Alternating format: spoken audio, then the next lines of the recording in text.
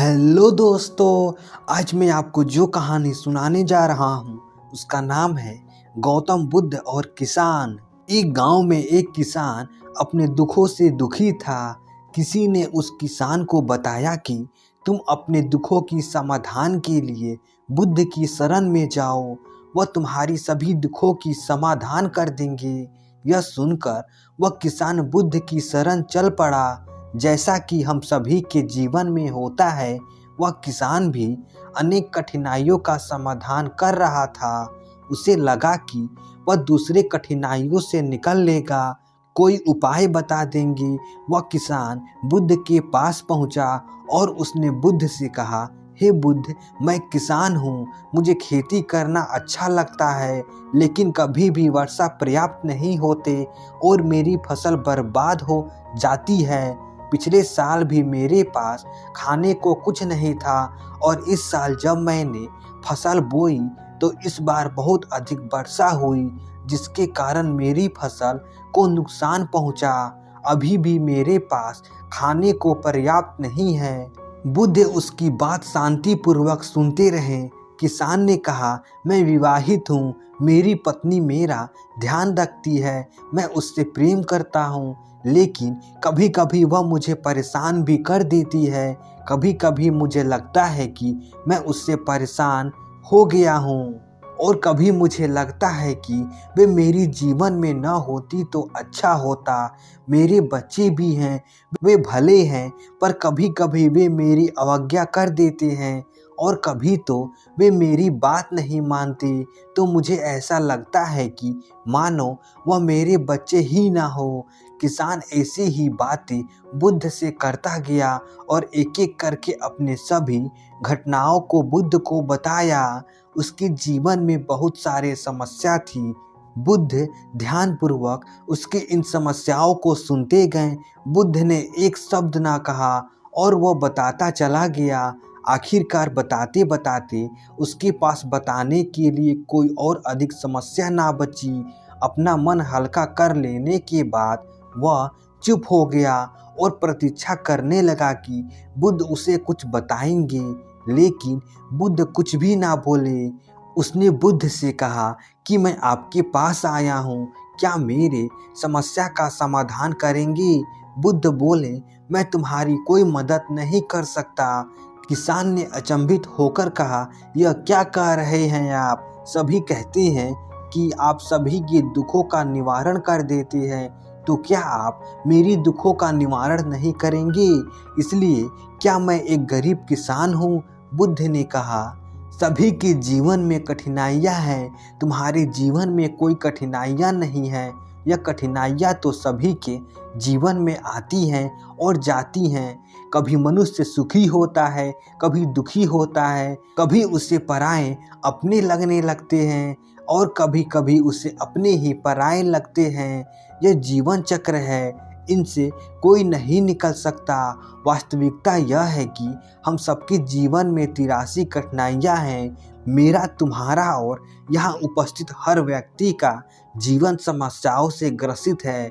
तुम इन 83 समस्याओं का समाधान नहीं कर सकते, कोई नहीं कर सकता। मैं भी तुम्हारे इन समस्याओं का समाधान नहीं कर सकता। यदि तुम कठोर कर्म करो, उनमें से किसी एक का उपाय भी कर लो, तो उसके स्थान पर एक नई समस्या खड़ी हो जाएगी। जीवन का कोई भरोसा नहीं है। एक दिन जिन्हें तुम चाहते हो वह तुम्हें छोड़ देंगी और चले जाएंगी, और एक दिन यह जीवन भी तुम्हें छोड़ देगा और तुम भी यहाँ से चले जाओगी। जीवन का भरोसा नहीं है। एक दिन तुम्हारे प्रियजन चल बसेंगे और तुम भी चल बसोगे। समस्याएं सदैव वैसे ही बनी रहेगी। आज भी वैसी ही समस्या है जैसा कि 100 साल पहले थी या 1000 साल पहले थी। समस्याएं जस की तस ही रहेंगी और इन समस्याओं का कोई कुछ उपाय नहीं कर सकता है। किसान क्रोधित हो गया। वह बोला, सब कहते हैं कि आप महात्मा हो।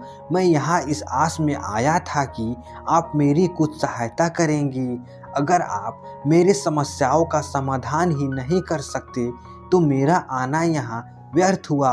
सभी लोग झूठ बोलते हैं कि आप सभी समस्याओं को दूर करते हैं, लेकिन आपने तो मेरी एक भी समस्या का समाधान ना किया।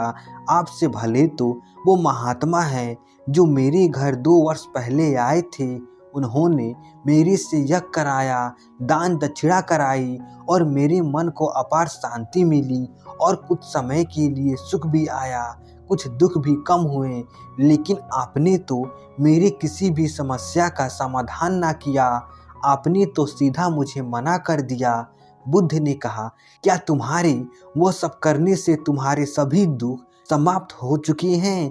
क्या तुम आज उनसे भी अधिक दुखों में नहीं पड़े हो? यह दुख कभी भी समाप्त नहीं होने वाले हैं। किसान ने कहा, तो क्या अब मैं यह मान लूं कि आप मेरी कोई भी मदद नहीं कर सकते और समस्याओं का समाधान नहीं निकाल सकते?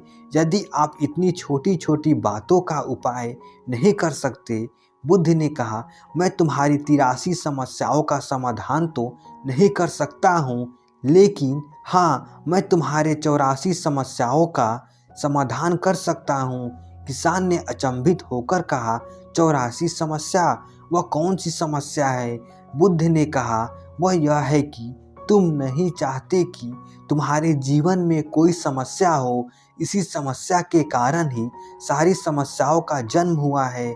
अगर तुम इस बात को स्वीकार कर लो कि जीवन में समस्या होती ही है, सभी के जीवन में कोई ना कोई कठिनाइयाँ होती ही हैं। तुम सोचते हो कि तुम इस दुनिया में सबसे ज़्यादा दुखी हो और तुम्हारे जितना कोई और दुखी नहीं है, तो तुम अपने आसपास देखो कि जितने लोग भी तुम्हारे आसपास हैं, क्या वह तुमसे कम दुखी हैं? तुम्हें अपना दुख बड़ा लगता है, जबकि तुम्हारे आसपास रहने वाले सभी को अपना दुख बड़ा लगता है। इस दुनिया में सभी को अपना दुख बड़ा लगता है, चाहे दुख छोटा हो या बड़ा हो, लेकिन वह जिसके साथ घट रहा है उसी के लिए वह बड़ा होता है। हम किसी दूसरे के बारे में विचार नहीं करते, बहुत दूर के बारे में विचार तो हम बिल्कुल नहीं करते। कोई हमारा सगा संबंधी हो तो हम उसके बारे में थोड़ा विचार करते हैं, लेकिन अगर बात हम पर आ जाए तो हम बिल्कुल विचलित हो जाते हैं। अपने जीवन में कोई समस्या ना होने पर या सुख होने पर हम दूसरे को उपदेश देते हैं कि ऐसे करो और वैसे करो तो तुम्हारे जीवन में सुख आएगा। तुम क्यों इतना दुख करते हो? दुख आता है और जाता है, लेकिन जब यही घटना हमारे जीवन में घटती है तो हमें यह बातें समझ नहीं आती। हम सिर्फ अपने दुख से दुखी रहते हैं। तो यही है 84 समस्या। अगर तुम चाहती हो कि तुम्हारे जीवन में कोई समस्या ना हो, यही इन समस्याओं की असली जड़ है। अगर तुम ध्यानपूर्वक देखोगे और समझोगे कि जीवन दुखों से और सुखों से हर प्रकार से भरा हुआ है, इसको तुम कभी नहीं बदल सकते। अगर तुम यह चाहती हो कि तुम्हारा जीवन हमेशा सुखी हो और सुख से रहूं तो यह संभव नहीं, और अगर तुम चाहते हो कि तुम्हारा जीवन हमेशा दुख से भरा हो तो यह भी संभव नहीं। अगर तुम यह भी चाहते हो कि तुम सुख और दुख से ऊपर उठ सको तो यह संभव है। सुख और दुख को आने से हम रोक नहीं सकते, लेकिन सुख और दुख का हम पर कोई प्रभाव ना हो ऐसी व्यवस्था हम कर सकते हैं। तो मैं तुम्हारी 84 समस्या का समाधान कर सकता हूँ, बाकी 83 समस्याओं का समाधान मेरे हाथ में नहीं है। अगर तुम चाहते हो कि तुम्हारी जीवन में कोई समस्या ना हो तो तुम्हें इस बात को समझना होगा कि जीवन में समस्याएं आती ही हैं, हमें उनसे विचलित नहीं होना चाहिए।